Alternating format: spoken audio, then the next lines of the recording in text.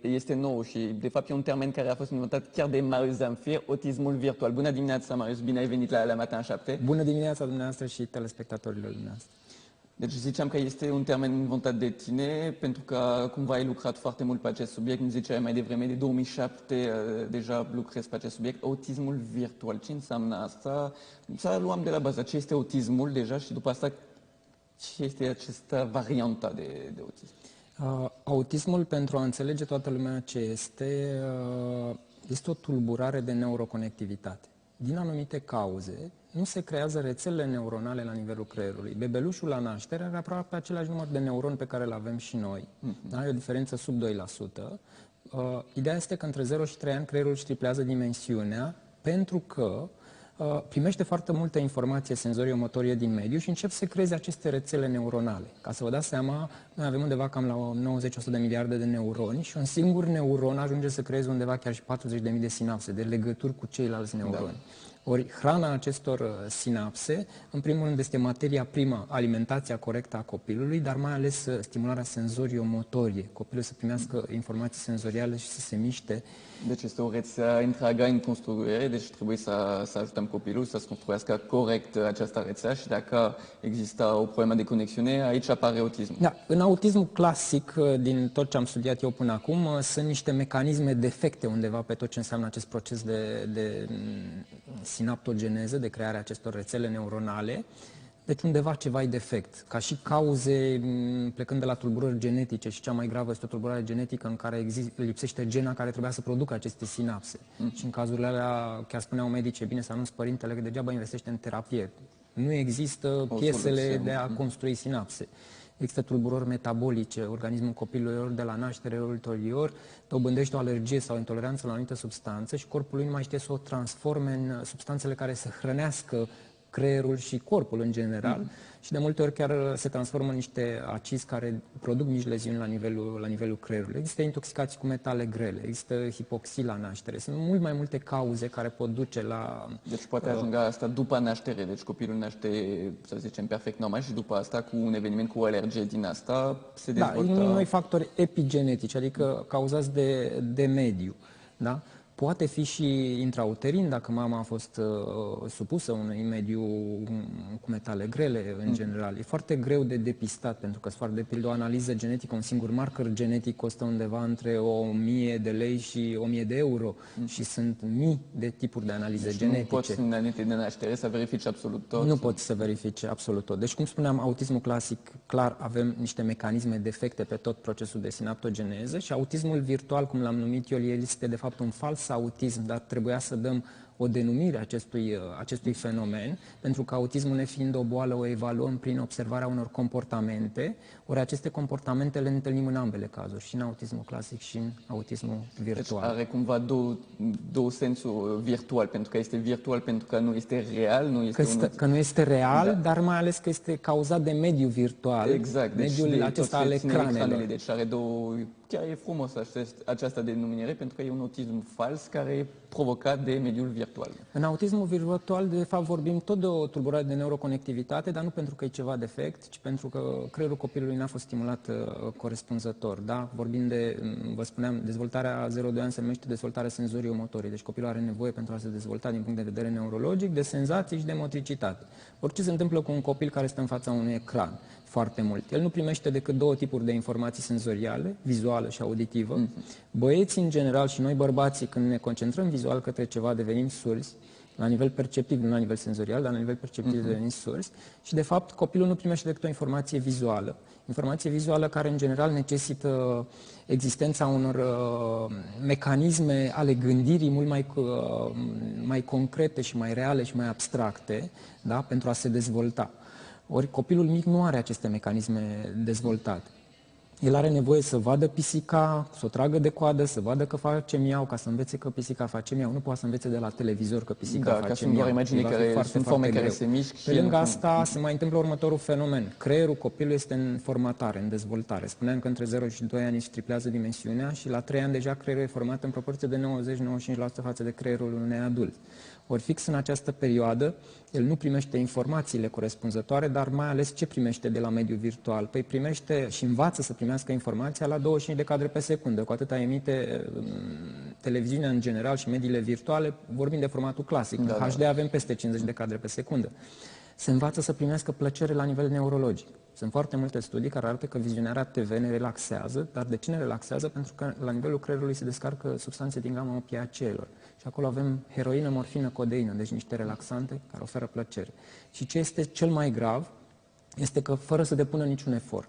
Deci se învață să primească informație la o viteză foarte mare, se învață să primească plăcere neurologică și fără să depună efort. Și el când revine în viața normală, mediul din jurul lui nu se mișcă cu 25 de cadre pe secundă. Când ne lovim de lucrul acesta, copilul ajunge la grădiniță.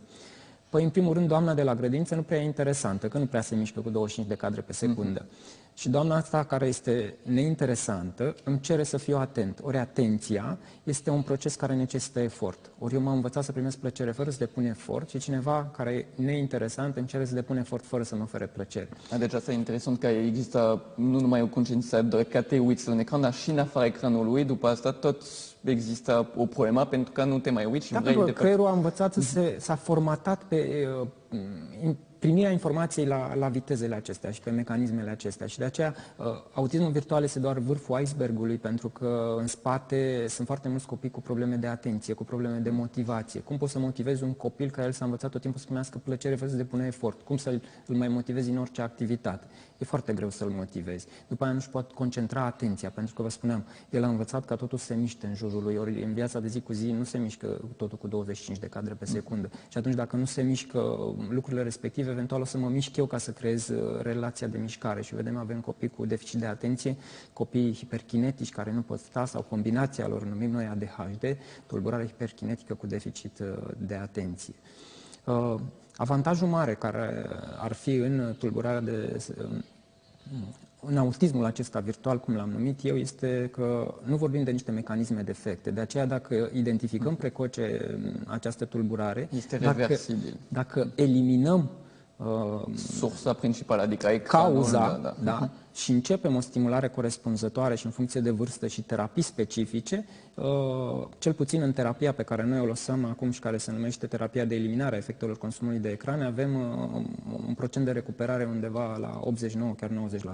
Și practic cum faci să recuperează un copil? Deci el dacă de când este bebeluș până la 2-3 ani s-a uitat numai la ecran, pentru că asta e și o soluție și o să te întreb mai târziu la ce doza putem să lăsăm copil, pentru că uneori când copilul e prea agitat, îl dăm o tabletă. Hai să mă las în pace că eu am de lucru și să te uiți pe tabletă.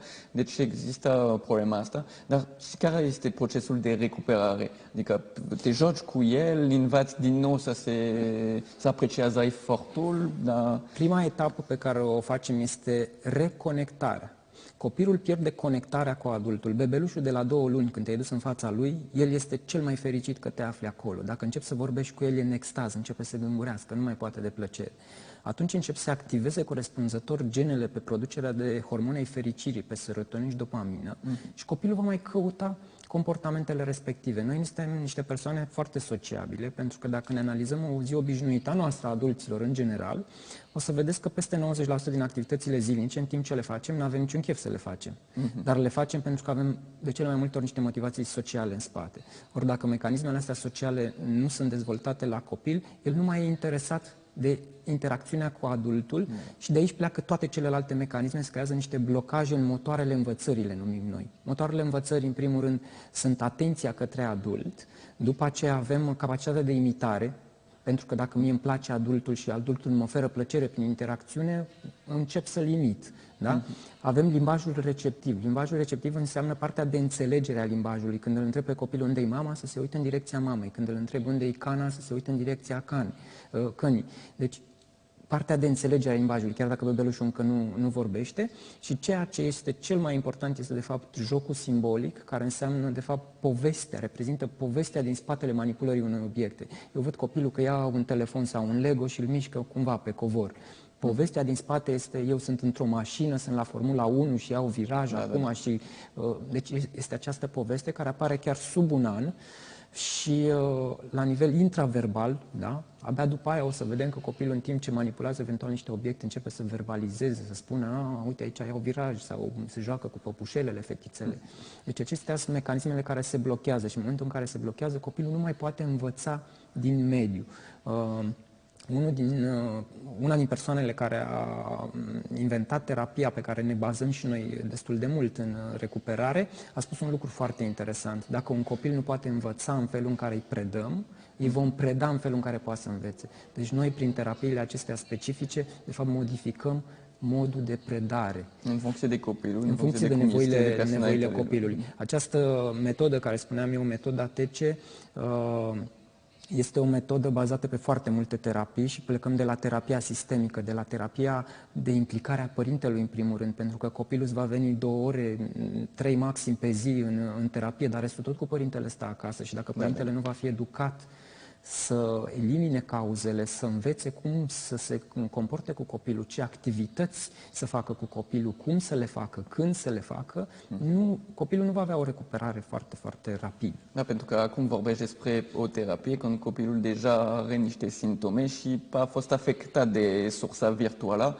dar de fapt trebuie să lucrăm la sursa primară, deci educație pe care o oferim la copil. Că tot depinde de la părinți, dacă nu există această sursă de ecran, copilul are mult mai șanse să se dezvolte bine. Scopul nostru este deblocarea mecanismelor învățării și cât de repede părintele să poată să preia tot ce înseamnă stimularea copilului, pentru că până la urmă vorbim de copii mici, de până în 2-3 ani, sunt mulți încă bebeluși, cu suzetă, cu biberon, și atunci au nevoile acestea senzoriale, afective, pentru că aici de fapt s-a produs ruptura asta, ei n-au mai avut conexiunea. Tot timpul petrecut în fața ecranului este un timp de absența conexiunii cu un adult, chiar dacă mama asta lângă el, dacă el a fost cu ochii în ecran, nu s-a întâmplat nimic la nivel cerebral ca dezvoltare. Mă întrebați mai devreme de cât ar trebui să stea un bebeluș în fața ecranelor. Sau cât poate că știm că...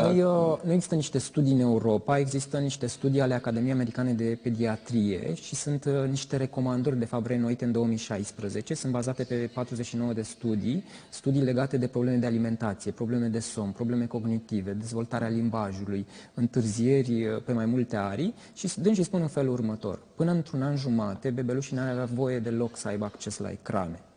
Între 1 an jumate și 2, maxim o jumătate de oră și numai cu un adult în preajmă care tot timpul să explice ce se întâmplă în fața ecranului respectiv. Între 2 și 6 ani, maxim o oră și între 6 și 12 ani, maxim 2 ore și neapărat verificat și controlat să nu fie emisiuni și programe cu limbaj licențios, agresivitate, cu conținut verificat. Ori, din păcate, timpul acesta a crescut foarte mult. Ca să vă dați seama, eu am publicat un studiu în 2018, un studiu făcut în perioada 2012-2017 pe 110 copii și plecăm în 2017 cu o incidență de 37% a copilor diagnosticați cu autism care aveau un istoric anamnestic, faptul că stătuseră peste 4-5 ore în fața ecranelor, deci un presupus autism virtual. Și procentul acesta crește progresiv până în 2017, când ajungem la 97,06%.